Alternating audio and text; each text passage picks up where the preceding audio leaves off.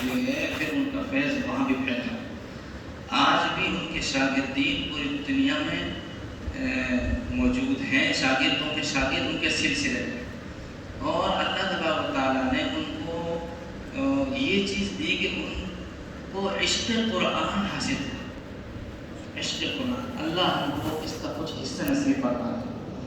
اور حضرت کو قرآن کریم پڑھنے کا اور تلاوت کرنے کا ایسا شوق تھا، یومیہ قرآن کریم پڑھنے کا ان کا معمول رہا ایک لمبے عرصے تک۔ جب لوگ طواف کرتے ہیں تو کوئی تیسرا کلمہ پڑھتا ہے، کوئی چوتھا کلمہ پڑھتا ہے، کوئی ذکر کرتا ہے۔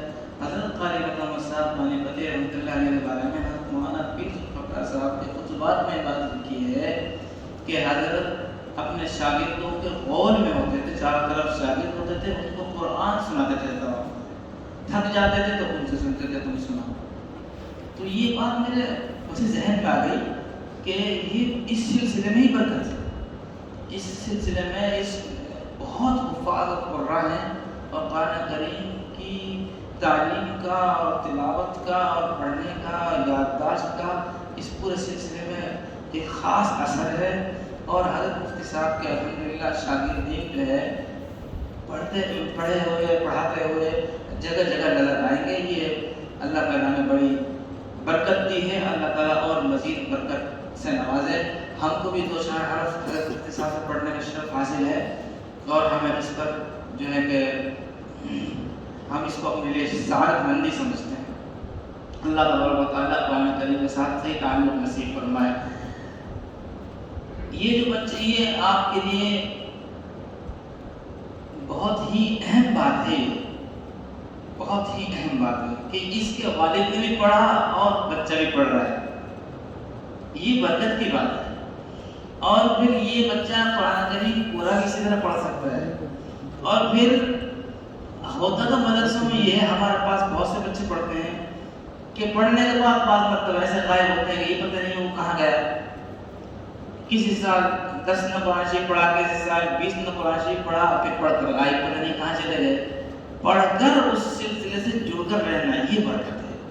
الحمدللہ کہ بچے پڑھ رہے ہیں، اور پڑھ کر پھر ماشاءاللہ پھر وہ آگے بڑھ رہے ہیں اور پھر پڑھانے تک پہنچ رہے ہیں۔ اللہ تبارک و تعالیٰ اس مدرسے کو دن دگنی رات چوگنی ترقی عطا فرمائے۔ بچوں سے میں یہ کہوں گا کہ اپنے لیے خوش قسمتی سمجھیں۔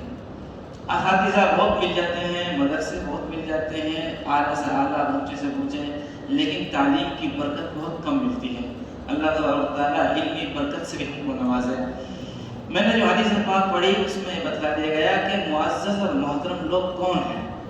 آج دنیا میں آدمی نہ معلوم کن کن عہدوں کو، منصبوں کو اور کن کن چیزوں کو عزت والا، مرتبہ والا اور فضیلت والا سمجھتا ہے۔ سرکار دو عالم جناب حضرت محمد رسول اللہ صلی اللہ علیہ وسلم نے فرما دیا کہ عزت والا، مرتبہ والا، عظمت والا، رتبے والا، مرتبے والا اللہ کی نظروں میں باعزت کوئی ہے تو وہ قرآن کریم والے اور تہجد والے۔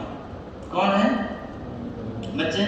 قرآن کریم والے اور تہجد والے۔ اشراف هذه الامہ، اس امت کے سب سے معزز لوگ کون ہیں؟ قرآن کریم اتنی عظیم کتاب ہے، اس سے جڑنے کے بعد بڑی عظمت انسان کو مل جاتی ہے۔ اس سے بڑھ کر اور کیا ہوتا تھا؟ حضور پاک صلی اللہ علیہ وسلم کا سب سے بڑا معجزہ قرآن ہے۔ علماء نے لکھا ہے کہ وہ پردہ جو بیت اللہ پر پڑا ہوا ہے، بیت اللہ کے خلاف، اللہ تعالیٰ ہمیں بیت اللہ پر حاضری کی توفیق عطا فرمائے۔ جس وقت آدمی بیت اللہ پر حاضر ہوتا ہے اور اس کو قریب پہنچ کر چھوتا ہے، اور جب اس غلاف کے ہاتھ لگاتا ہے اس وقت ایک عجیب کیفیت ہوتی ہے۔ اللہ ہمیں بار بار نصیب فرمائے۔ کئی دفعہ آدمی ہاتھ بڑھاتا ایک دم رک جاتا ہے، یا اللہ ان ہاتھوں سے میں نے کتنے گناہ بھی کیے ہیں، یہ تیرا پاک مقدس مشرف گھر ہے، اتنا عظمت والا گھر ہے، ساری دنیا کے نمازی اس کی طرف رک کر نماز پڑھتے ہیں، میں ان ہاتھوں کو اس پاک مبارک گھر کے لگا رہا ہوں۔ اللہ میں نے ان ہاتھوں سے جتنے گناہ کیے معاف کر دے، میں اپنے ہاتھوں کو پاک کر کر لگانا چاہتا ہوں۔ میرے ہاتھ یہ کسی چیز سے پاک نہیں ہو سکتے، لیکن تیری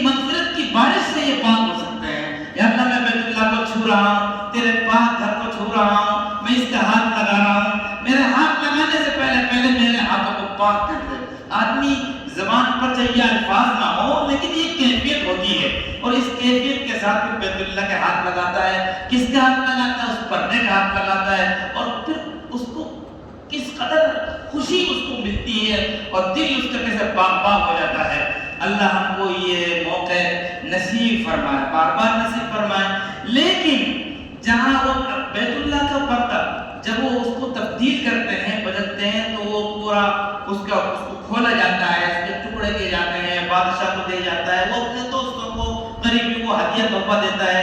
پھر کچھ لوگ ایسے بھی ہوتے ہیں کہ اس کو جن کا پاس پہنچتا ہے وہ ہزاروں میں اس کو فروخت بھی کرتے ہیں، اس لیے کو اتنا بڑا سمجھتے ہیں. اور ہے کہ یقین ہے بھی عظمت والا وہ پردہ جو اس بیت اللہ پر پڑا ہے. لیکن میں یہ کہنا چاہ رہا ہوں وہ عظیم پردہ، وہ عظیم خلاف جو بیت اللہ پر پڑا ہے، جس کو آدمی بڑے اہتمام سے چھوتا ہے، وہ تقسیم بھی ہوتا ہے، ہدیہ تحفے رکھتے ہیں، جن کو ملتا ہے لوگ اپنے گھروں میں لگاتے ہیں اور اپنے گھروں میں لگا کر اس کو سجاتے ہیں، اس کا وہ باقاعدہ تحفہ بناتے ہیں. لیکن علماء نے لکھا ہے کہ قرآن کریم کے اوپر جو پردہ کے خلاف کپڑا پڑا ہوا ہے یہ بیت اللہ کے پردے سے افضل ہے. قرآن کریم کے خلاف بیت اللہ کے پردے سے افضل ہے، اس لیے کہ قرآن کریم سے بڑی کوئی نعمت اس دنیا میں نہیں ہے. جو کپڑا اس سے لگ گیا اس کی عظمت بڑھ گئی، جو ورق اس سے لگ گیا کاغذ اس کی عظمت بڑھ گئی، جو گدا اس سے لگ گیا اس کی عظمت بڑھ گئی. حکم سنا دیا مفتیان کرام نے لا یمسہ الا المطہرون. یہ چونکہ گدا قرآن کریم کے ساتھ سل دیا ہے اس لیے اس کو بھی بغیر وضو کے آپ ہاتھ نہیں لگا سکتے. تو جب گدے کو یہ عظمت مل سکتی ہے، کپڑے کو یہ عظمت مل سکتی ہے، تو پھر وہ انسان جو اس قرآن کو اپنے سینے میں سمولے یاد کر لے، کیا اس کو یہ عظمت نہیں ملے گی؟ تبھی تو سرکار کا عالم جناب حضرت محمد رسول اللہ صلی اللہ علیہ وسلم نے ارشاد فرمایا اشراف هذه الامه حملۃ القرآن واصحاب اللیل. اس امت کے سب سے معزز اور محترم لوگ قرآن والے، قرآن کو یاد کرنے والے، حامل قرآن اور رات کو تہجد پڑھنے والے. اس سے یہ بھی پتہ چلا کہ حافظ قرآن جو ہے اس کے لیے تہجد بہت اہم چیز ہے. رات میں قرآن کریم کو پڑھنا، اس لیے آپ دیکھو گے تراویح بھی تو ایک طرح سے تہجد کے قائم مقام ہے. تراویح میں حافظ قرآن سناتا ہے تو رات میں پڑھتا ہے. پھر یاد کرنے کے لیے علماء نے یہ بھی لکھا ہے، اساتذہ نے بتایا ہے کہ جو حافظ قرآن کو تہجد میں پڑھے گا وہ قرآن کو کبھی نہیں بھولے گا. بہرحال میرا عزیز میرے دوستو، اکابر کے سامنے، علماء کے سامنے اور اپنے اساتذہ کے سامنے میں تقریر کیا کروں؟ میں تو یہ کہنا چاہ رہا ہوں کہ قرآن کریم سے نسبت کا جڑ جانا، قرآن کریم سے تعلق کا پیدا ہو جانا، قرآن کریم پڑھنے پڑھانے کی توفیق مل جانا، یہ دنیا کا سب سے اونچا عہدہ ہے، یہ دنیا کا سب سے اونچا مرتبہ ہے، یہ دنیا کی سب سے بڑی عزت ہے، سب سے بڑی عظمت ہے. مبارک ہیں وہ لوگ جو قرآن پڑھ رہے ہیں، پڑھا رہے ہیں اور جو ان کے ساتھ تعاون کر رہے ہیں. آخر کوئی تو چیز ہے، میں تو کہا کرتا ہوں اور جہاں بھی قرآن کریم کا جلسہ ہوتا میں کہتا ہوں کہ اللہ کے نبی صلی اللہ علیہ وسلم نے قرآن کریم پڑھنے پڑھانے والوں کو ایک ایسی سند دی ہے کہ پوری دنیا میں جتنے بھی دین کے شعبے ہیں سب آنکھوں پر، سارے دین کے شعبے سے آنکھوں پر، سب ہمارے کام ہیں. دین کے لائن سے جو بھی کچھ کہا جا رہا ہے، دین کی لائن سے جو بھی کچھ سنا جا رہا ہے، دین کی لائن سے جو بھی کچھ کیا جا رہا ہے، دین کے جتنے بھی شعبے ہیں وہ سب ہمارے ہیں، سب آنکھوں پر ہیں.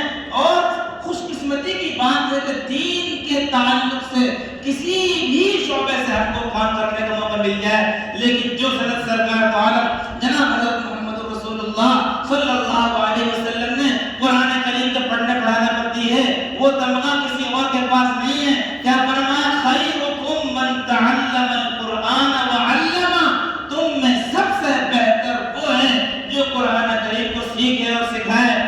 دنیا کے اندر بہت دین کے شعبے ہیں، نیچے سے لے کر اوپر تک بے شمار شعبے ہیں، اور ہر ایک آدمی جس شعبے سے جڑا ہوا ہے اس کے لیے وہ قدردانی کی بات ہے، عظمت کی بات ہے، اچھی بات ہے، بہتر بات ہے. لیکن یہ سند کسی کے پاس نہیں ہے جو قرآن کریم سیکھ سکھانے والوں کو سرکار کا عالم جناب حضرت محمد رسول اللہ صلی اللہ علیہ وسلم نے دیے بغیر تعمیل کے. مرکز نظام الدین میں ایک مرتبہ حضرت مولانا عبید اللہ صاحب رحمۃ اللہ علیہ بیان فرما رہے تھے. حضرت مفتی ذاکر صاحب نے واقعہ کئی دفعہ سنایا کہ بیان کرتے کرتے حضرت کو جوش آ گیا. اس وقت مرکز نظام اظہار حسن صاحب رحمۃ اللہ علیہ تھے اور ناظر قرآن کریم حاجی حنیف صاحب پڑھا رہے تھے تو قرآن کریم کے سیکھنے اور سکھانے کی فضیلت پر بیان کرتے کرتے حضرت مولانا عبید اللہ صاحب پنجابی رحمۃ اللہ علیہ جوش میں آ گئے اور ایک دم سہارا لگا کر بیٹھے ہوئے تھے، آگے ہو کر بیٹھے، فرمایا اللہ کی قسم میں قسم کھا کر کہتا ہوں مولانا اظہار سے افضل حاجی حنیف ہے، اس لیے کہ وہ قرآن کریم کو براہ راست پڑھتے پڑھاتے ہیں، خیرکم من تعلم القرآن وعلمہ۔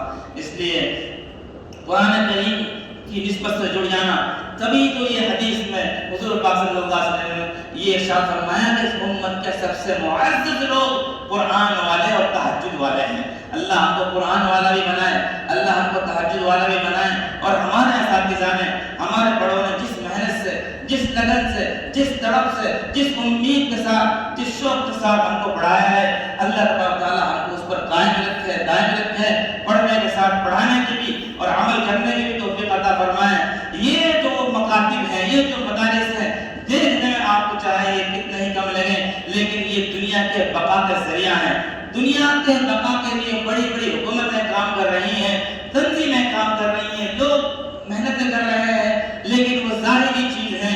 لوگ سمجھتے ہیں کہ دنیا اس لیے باقی ہے کہ ہماری حکومت ہے، دنیا اس لیے باقی ہے کہ ہمارے کارخانے ہیں، دنیا اس لیے باقی ہے کہ ہمارے یہ اتنے سارے کارخانے چل رہے ہیں، لیکن حقیقت بات یہ ہے دنیا اس لیے باقی ہے کہ اللہ کا نام لیا جا رہا ہے۔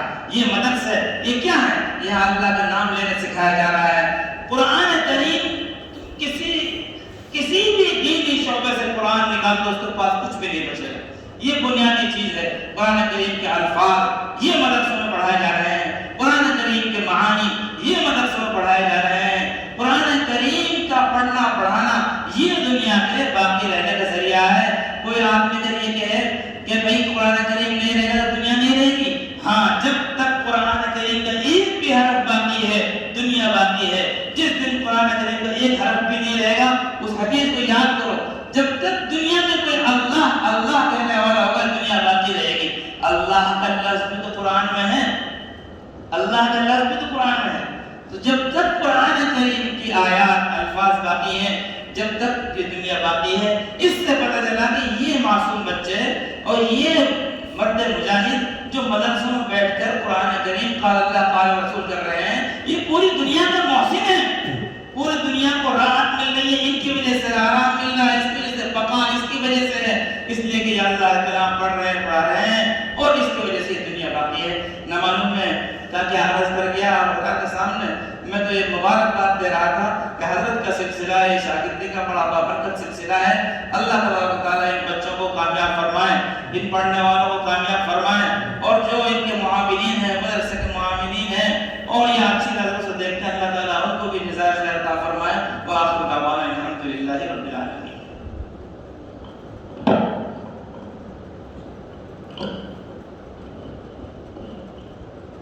جزاک اللہ تعالیٰ مولانا شیخ صاحب نے قرآن پاک کے تعلق سے اچھی بات ارشاد فرمائی، اور ماشاء اللہ